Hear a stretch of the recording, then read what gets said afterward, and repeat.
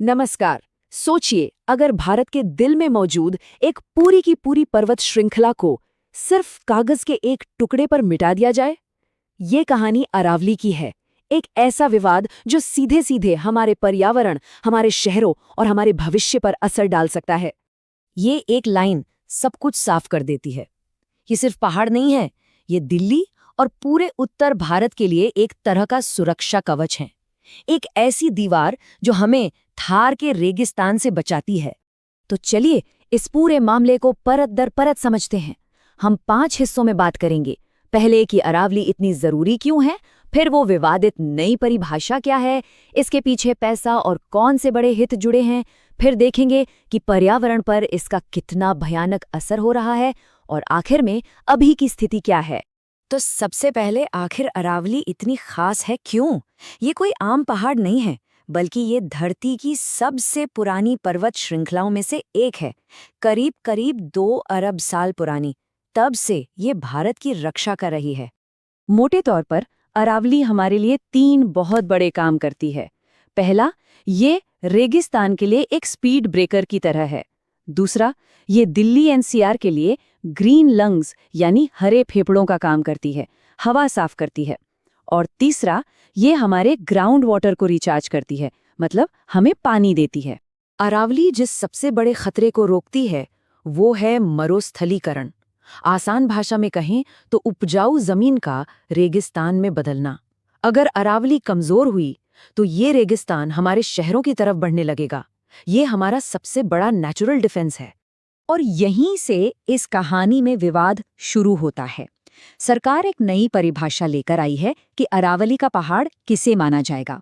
अब सुनने में तो ये एक छोटा सा टेक्निकल बदलाव लगता है, लेकिन इसका असर बहुत बहुत बड़ा है। तो एक सीधा सा सवाल है, किसी पहाड़ की ऊंचाई को कैसे मापा जाना चाहिए? इसी सवाल का जवाब पूरे विवाद के केंद्र में है। देखिए, पूरी दुनिया में पहाड़ों की ऊंचाई मापने का एक स्टैंडर्ड तरीका है, समुद्र तल यानी सी लेवल से। लेकिन सोर्स के मुताबिक सरकार ने एक नया नियम बनाया कि अरावली की ऊंचाई समुद्र तल से नहीं, बल्कि उसके आसपास की जमीन से नापी जाएगी। और बस सारा खेल यहीं पर है। तो इस नए नियम से होता क्या है? होता यह है कि अरावली की ज्यादातर पहाड़ियां पहले से ही काफी ऊंची जमीन पर है। अब नया नियम कहता है कि अगर कोई पहाड़ी इस ऊंची जमीन से 100 मीटर और ऊपर नहीं है तो उसे पहाड़ी नहीं माना जाएगा, भले ही वो समुद्र तल से कितनी भी ऊंची हो। कागजों पर वो पहाड़ गायब हो जाएगा। और इसका नतीजा सच में चौंकाने वाला है। सिर्फ इस एक परिभाषा के बदलने से अरावली की 90% से ज्यादा पहाड़ियां आधिकारिक तौर पर पहाड़ की कैटेगरी से ही बाहर हो जाएंगे। मतलब कानूनी तौर पर उनका वजूद ही खत्म, और फिर उन पर कोई भी सुरक्षा कानून लागू नहीं होगा। अब सवाल ये है कि आखिर ऐसा किया ही क्यों जा रहा है? सोर्स के अनुसार इस परिभाषा को बदलने के पीछे बहुत बड़े आर्थिक हित जुड़े हुए हैं, पैसा, माइनिंग और रियल एस्टेट। तो फायदा किसे हो रहा है? सोर्स का दावा है कि इस खेल में कई बड़े खिलाड़ी शामिल हैं, रियल एस्टेट और माइनिंग कंपनियां, कथित तौर पर राजनीतिक पार्टियां और वो फार्म हाउस और रिजॉर्ट्स के मालिक जो संरक्षित जमीन पर बने हैं। पतंजलि ग्रुप जैसी कंपनियों पर भी आरोप लगे हैं। देखिए, अरावली सिर्फ पत्थर और मिट्टी का ढेर नहीं है। यहाँ कंस्ट्रक्शन में काम आने वाले सिलिका सैंड और मार्बल से लेकर सोना, टंगस्टन, लेड और कॉपर जैसे कीमती खनिज भी भरे पड़े हैं। सोर्स का तर्क है कि माइनिंग लॉबी की नज़र इन्हीं संसाधनों पर टिकी हुई है। ये सिर्फ एक कागजी खेल नहीं है।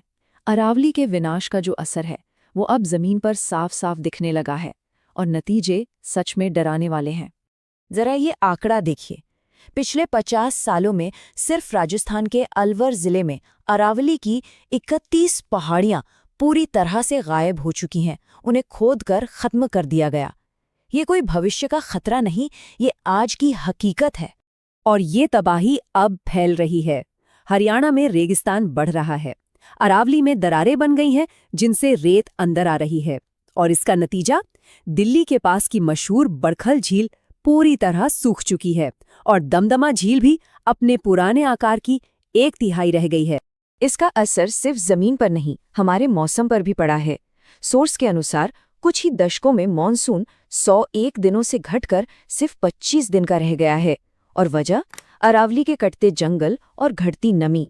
जब ये सब हो रहा था तो जाहिर है कि लोग चुप नहीं बैठे। इस सरकारी कदम और पर्यावरण को हो रहे नुकसान के खिलाफ एक बड़ा जन आंदोलन खड़ा हो गया। राजस्थान से लेकर दिल्ली तक हजारों लोग सड़कों पर उतर आए। उन्होंने विरोध प्रदर्शन किए और सोशल मीडिया पर #SaveAravali जैसे हैशटैग्स ट्रेंड करने लगे, जिससे इस मुद्दे पर पूरे देश का ध्यान गया। इस पूरी कानूनी लड़ाई में भी गजब के उतार चढ़ाव आए। पहले सुप्रीम कोर्ट ने अरावली को बचाने का आदेश दिया, लेकिन फिर सरकार ने वही विवादित परिभाषा पेश कर दी, जिसे कोर्ट ने मान भी लिया। सरकार ने इसे बैन की तरह प्रचारित किया, लेकिन जब जनता का जबरदस्त विरोध हुआ तो सुप्रीम कोर्ट को अपने ही फैसले पर रोक लगानी पड़ गई। और मामला सिर्फ यहीं तक नहीं रुका। सोर्स एक और गंभीर आरोप लगाता है कि सोशल मीडिया इन्फ्लुएंसर्स को पैसे देकर सरकार के पक्ष में वीडियो बनवाए जा रहे हैं ताकि सच्चाई को दबाया जा सके। तो आज हम एक दोराहे पर खड़े हैं। मामला अभी कोर्ट में है और एक नई कमेटी बननी है। सबसे बड़ा सवाल यही है, क्या जनता का दबाव इस परिभाषा को हमेशा के लिए खत्म करवा पाएगा? क्या हम अपनी बची खुची अरावली को बचा पाएंगे?